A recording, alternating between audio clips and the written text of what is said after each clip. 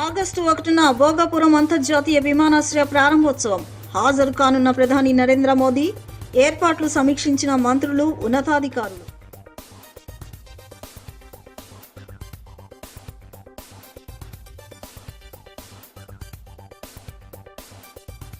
Sub register కార్యాలయ ప్రైవేటీకరణ జరగడం లేదు. మంత్రి అనగాని సత్యప్రసాద్ స్పష్టీకరణ.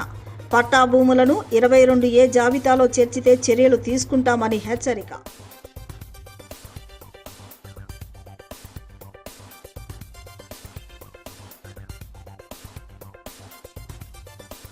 తాడేపల్లి వైసీపీ కేంద్ర కార్యాలయంలో జగన్ సమక్షంలో పార్టీ తీర్థం పుచ్చుకున్న ఒంగోలు కాంగ్రెస్ నేతలు.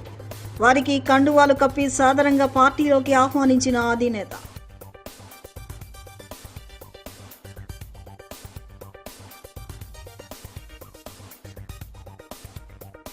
విద్యార్థుల ఉజ్వల భవిష్యత్తుకు బాటలు వేస్తున్న కూటమి ప్రభుత్వం. మంత్రి నారా లోకేష్ సారథ్యంలో ఇచ్చిన హామీలన్నీ అమలు చేస్తున్నామన్న ఎమ్మెల్యే కాల్వ శ్రీనివాసులు.